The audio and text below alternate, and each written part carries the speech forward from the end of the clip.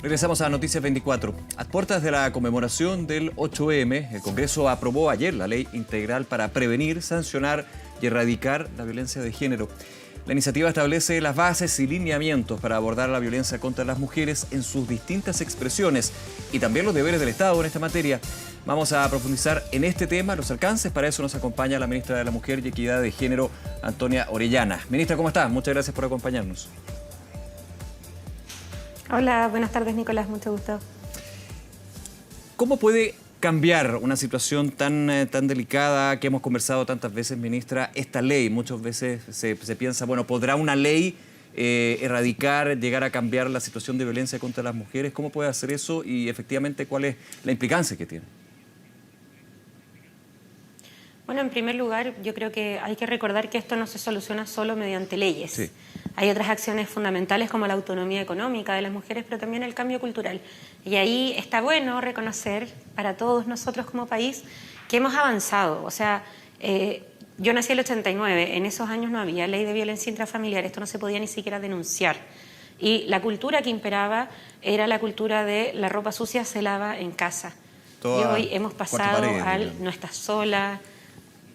Así es, amiga, yo te creo. Hemos avanzado culturalmente y también institucionalmente. Entonces, en primer lugar, esta ley integral reconoce todo lo que se ha avanzado en democracia al respecto: ley de violencia intrafamiliar, ley de femicidio, ley Gabriela para incorporar el pololeo, ley Antonia respecto a suicidio femicida y más. Y lo pone en un solo cuerpo para que sea coordinado y coherente, ¿cierto?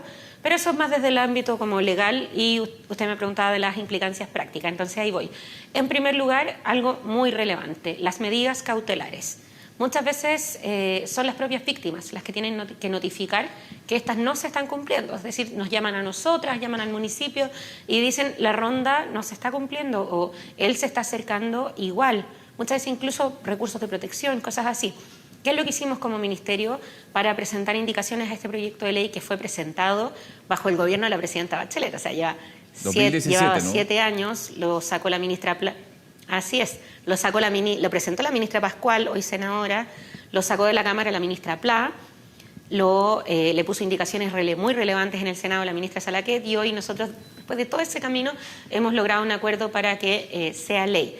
Y en ese sentido, las cautelares juegan un rol fundamental. ¿Por qué? Porque lo que hicimos fue revisar el 2022 cuáles eran las cifras de los tribunales, cuáles eran los que mejor cumplían las cautelares y por qué. Y lo que detectamos es que las cautelares se cumplían mucho mejor en los tribunales en que no citaban a la víctima ni a su abogado, sino que citaban a las instituciones, al representante local, al jefe local de la institución encargada de llevar a cabo la cautelar, sea Ministerio Público, sea Carabineros de Chile, sea Policía de Investigaciones o sea, en el caso del Servicio Nacional de la Mujer, la coordinadora de nuestra casa de acogida en el lugar. Y por lo tanto eso le quita peso a la víctima y además refuerza el rol que deben tener las instituciones del Estado en cumplir estas decisiones que son decisiones de la justicia. En segundo lugar, otra situación muy conocida, en los delitos de violencia intrafamiliar, no así los de violencia sexual y de femicidio frustrado, lesiones graves, pero sí violencia intrafamiliar, son denunciables tanto en tribunales de familia como en tribunales de garantía, ¿cierto? Los tribunales penales. E independiente por dónde entrarán, siempre está la posibilidad de que cualquiera de estos dos tribunales diga esto en verdad no me corresponde a mí, le toca al otro, sea familia o penal. Claro. ¿Y qué es lo que pasa? Que en la primera audiencia igual se decretan cautelares.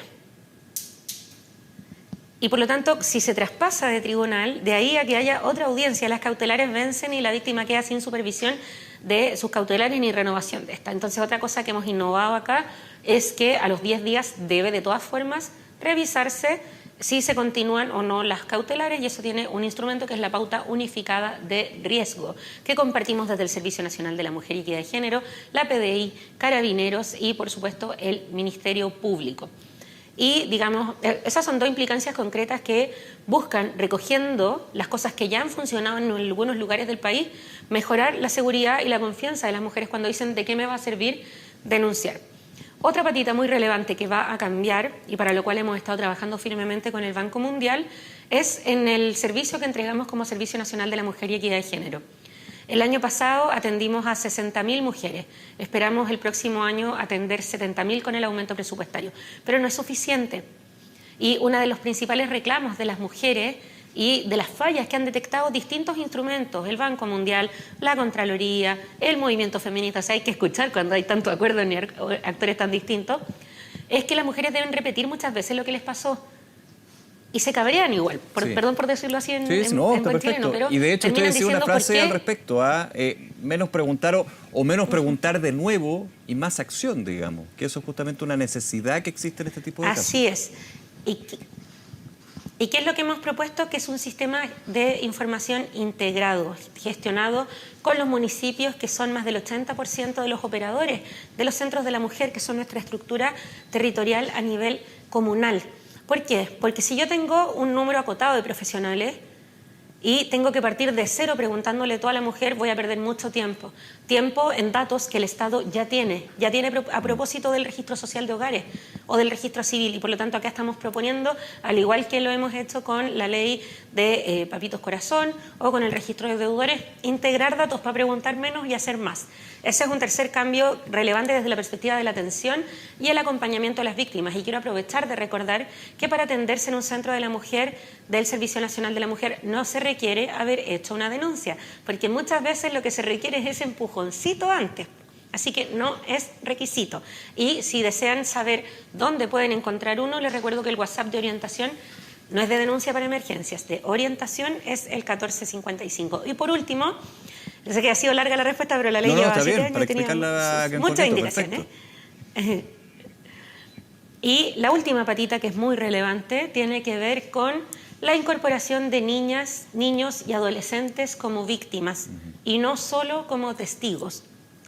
Creo que de hecho fue contigo que hablamos hace unos meses a propósito de un horroroso femicidio ocurrido en Providencia, que fue en presencia de los hijos mientras se cumplía el régimen de visita. Otro de los motivos por los que las mujeres mayormente o no denuncian o desisten del proceso judicial es por la existencia de hijos en común con el agresor. ¿Ya? Y aquí la pregunta que nos tenemos que hacer es, ¿por qué si un tribunal establece que una mujer está en grave riesgo, tan grave riesgo que le tiene que poner monitoreo, que le tiene que poner cautelares de alejamiento, ronda policial, teléfono preferente del plan cuadrante, una vez a la semana el mismo sistema le dice, usted no está tan en riesgo, así que usted misma rompa su cautelar y además entregue los niños al agresor? De lo cual nos asaltan dos preguntas. En ese momento justo el agresor deja de ser peligroso. La verdad es que lo que nos muestran las cifras es que no. Solo entre los femicidios concretados, es decir, aquellos en que lamentablemente el femicidio logró su objetivo, un 7% se perpetran durante el régimen de visita, como el caso de Providencia. Y ni hablar de los frustrados, maltratos graves, lesiones, violencia psicológica y más. Y por lo tanto aquí lo que estamos obligando es la normativa, al considerar a los niños como víctimas directas de la violencia, aunque no les hayan golpeado directamente a ellos, lo que estamos obligando hoy no es, por favor, que nadie lo entienda así, porque no hay un artículo en la ley que plantee eso. No queremos decir que los padres pierdan derechos sobre sus hijos, ni que no vayan a poder reclamar por tuición, ni visitas, ni alimentos. Lo que estamos diciendo es que antes de tomar decisiones sobre la relación directa regular, el régimen de visita, la tuición, etcétera, el tribunal, sea el que sea, primero debe contemplar el riesgo, tanto para la mujer como para sus hijos. ¿Ministra? Porque aquí creo que hay un cambio de paradigma bien importante y es considerar que un agresor no es un buen padre porque daña profundamente a sus hijos. De todas maneras, y quiero ir a ese cambio de paradigma también, que creo que es bastante amplio en términos de lo que nos ha tocado también conversar varias veces, el enfoque, porque estamos hablando de una ley, y el enfoque que ha ido tomando también las estructuras judiciales, legales en nuestro país, el enfoque de género, o sea, desde los propios casos de violencia intrafamiliar. Esta ley lo que hace es generar un mayor músculo, digamos, para que ese enfoque de género, que se ha ido también no sé si adaptando el concepto, pero sí incorporando en lo que es el Poder Judicial, por ejemplo, vaya teniendo más sentido en el día a día, digamos, en el caso a caso. Bueno, La verdad es que el Poder Judicial es un poder autónomo y ellos autónomamente han decidido tener una Secretaría de Género. Lo que yo puedo decir respecto a nuestra ley y el Poder Judicial es que cada vez que se hace una ley que involucra cambios que tocan a tribunales, se le solicita a la Corte Suprema que emita un informe, una opinión. Y en particular el informe de la Corte Suprema respecto a estos cambios que estamos impulsando señaló que era positivo el que mejoráramos la coordinación entre tribunales de familia y penales, la consideración de los niños y niñas y adolescentes como víctimas, la mejora en las medidas cautelares, es decir, fueron cambios que fueron valorados por un órgano autónomo a nuestro ministerio, al gobierno y al Congreso, que es la Corte Suprema. Ahora, perdón, yo sé que la he hecho muy larga, pero es que esta ley es larga y queremos comunicarla bien. Sí, por favor. Hay un punto que para nosotros es muy importante respecto al tema de los niños, que es que pocas veces hablamos de esto, lo debemos haber hablado el año pasado a propósito de nuestra ley de reparación a las víctimas de femicidio y sus hijos, donde estamos entregando las primeras pensiones en la historia para los niños y niñas que son víctimas del femicidio de sus madres. Pero hay un punto que tenemos que tratar, que ha estado pendiente por harto tiempo, que es que la mayoría de los agresores tienen en común que crecieron en entornos donde se agredía a las mujeres. Y lo mismo respecto a las víctimas. Muchas veces encontramos historias de violencia que se arrastran por generaciones, porque son núcleos familiares que validan la violencia como forma de resolución de los conflictos, sea la violencia física o la psicológica, el maltrato. Y por lo tanto, aquí no quiero decir de nuevo que todos los niños que se hayan enfrentado a esa situación vayan a ser agresores, porque afortunadamente no es así. Hay destinos que cambiar y estaríamos mucho peor si fuera así. Pero lo que sí tenemos que decir es que eso es un factor en común que tenemos que abordar. Y lo que estamos proponiendo respecto a los niños como víctimas no es solamente para proteger más a las mujeres, sino también para proteger más a los niños y generar la obligación del Estado de atenderlos a través del programa de atención a víctimas para que evitemos que esa trayectoria se afirme en el tiempo, que esa violencia se transmita para otra generación. Y yo creo que eso es un cambio a largo plazo que va a ser muy relevante. Ministra, sí, muy importante ir explicando los alcances de esta ley, por eso ningún problema que se haya alargado, digamos, la respuesta. Y quiero también ligarlo a la buena noticia que es que salga esta ley, lo beneficioso que es también en el entorno que estamos comentando. Y a 2 días, salió ayer la ley aprobada en el Congreso, de la conmemoración del 8M. Y quiero enmarcarlo, digamos, en esto, el foco y la mirada que se tiene con respecto a esta conmemoración del día de mañana, pero que evidentemente trata y toca temas que a las mujeres les afectan los 365 días del año, obviamente. Así es. Bueno, este es un día, yo creo que es transversal, donde se dan muchos énfasis distintos. La gracia del movimiento de mujeres y feministas es que siempre ha sido autónomo de todos los gobiernos y nosotras hemos dado los canales de participación, pero es muy importante recordar que nuestro gobierno tiene una orientación, pero yo soy ministra, no activista, ¿cierto? Tengo que gobernar para el amplio conjunto. Y yo creo que lo relevante del 8 de marzo es que nos permite reflexionar sobre el camino que hemos dado las mujeres y, por lo tanto, la mitad de la población de Chile y, por lo tanto, nuestro país. Y hay algo muy lindo en la historia de las mujeres, que es que desde el decreto de Munátegui, más o menos en adelante, hablo de cuando se permitió que las mujeres estudiaran formalmente, la historia de las mujeres en Chile ha sido una historia de que cada generación le entrega a la siguiente mayor libertad. Y eso incluso se cumplió en dictadura, porque las anteriores nos permitieron a nosotras crecer en democracia con su lucha por la democracia.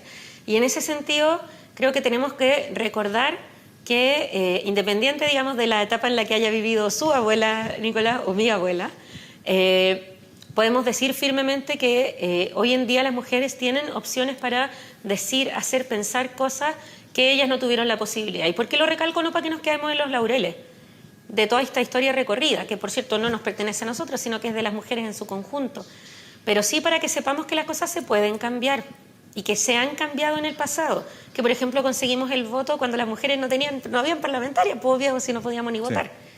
Sí. Que por lo tanto, por ejemplo, respecto a la violencia, no es un destino obligado para las mujeres y que podemos cambiar esa realidad, y yo creo que hay un ancho camino de acuerdo, y por eso quiero valorar también que esta ley que se tramitó en 3 gobiernos haya tenido un apoyo que es transversal, tanto en el Senado como en la Cámara de Diputados y Diputadas. Creo que eso muestra que se puede llegar a acuerdos. Sí, y comparto esa reflexión que usted hace, ministra Orellana, en términos de lo bonito de que las generaciones van heredando y van haciendo ese camino al andar, digamos, para las que vienen. Y eso ha sido así. Pero claro, pensando que ojalá en un mundo ideal, uno siempre más optimista trata de vivir en un mundo ideal, pero que qué difícil es, pero para tratar de aterrizarlo, de que no tenga que ser un camino tan largo en términos de generaciones tras generaciones, porque claro, se ha avanzado y es positivo el balance que usted hace de que se ha avanzado, pero evidentemente cuando hablamos de brecha, ese es un concepto que está súper coyuntural, súper del contexto de hoy. Uno de los temas evidentemente que también hay que ir tratando y esperando no avanzar de generación en generación, digamos, ¿no? O sea, yo tengo la convicción de que esto es un promedio en el mundo, desde que las mujeres hicieron su primera protesta hasta que consiguen el voto. En el caso de Chile se cumple la regla desde la primera protesta en San Felipe hasta la ley, transcurrieron más o menos 70 años. Pero con el pasar de los tiempos y la incorporación de cada vez más mujeres a los distintos ámbitos, esos tiempos se van acortando. Y yo creo que en los últimos 20 años efectivamente se han cambiado muchas cosas. Tenemos desafíos, tremendos desafíos: la violencia contra las mujeres, la plena autonomía económica y participación laboral, la brecha salarial, los cuidados, pero creo que hay, digamos, un camino muy amplio en el que distintos sectores podemos encontrar acuerdos para seguir avanzando. Ministra, nos quedan unos minutos, pero en aras de la contingencia también quiero preguntarle con respecto a este hecho terrible que hemos dado también a informar en nuestros distintos noticieros, esta situación de una joven de 23 años en la comuna de La Florida, un asalto violento y que termina de hecho con la muerte de su bobita de meses de gestación.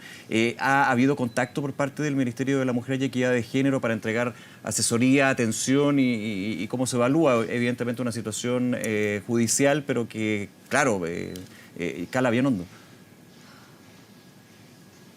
La verdad es que apenas me informaron del hecho, por supuesto que llamé a la delegada presidencial regional para enterarme de los detalles, y en segundo lugar, por supuesto, que me puse en contacto con el alcalde Rodolfo Carter para ofrecerle toda la disposición del Ministerio de la Mujer, el Servicio Nacional de la Mujer y los apoyos que podamos gestionar hacia otros servicios públicos. Respecto a esto, el aborto provocado involuntario es uno de los crímenes, yo diría, más brutales que se pueden cometer. Tiene una pena alta y yo espero que en esto se pueda aplicar todo el rigor de la ley. También es un delito que es de acción penal pública previa instancia particular. Es decir, es ella la que debe decidir por dónde quiere partir, y nosotras vamos a acompañar si ella así lo desea, y vamos a estar apoyando en lo que se requiera, porque de verdad es un hecho horroroso y que muestra que tenemos mucho que recomponer en nuestra sociedad si se ataca a una persona que tiene un embarazo tan evidente. Me parece que es un hecho brutal. Sí, de todas maneras. Ministra Antonia Orellana, nuevamente agradecerle esta conversación, los distintos temas que abordamos aquí en Canal 24 Horas. Que le vaya muy bien. Muchas gracias a ti, Nicolás. Que tengan muy buena tarde. Igualmente, gracias.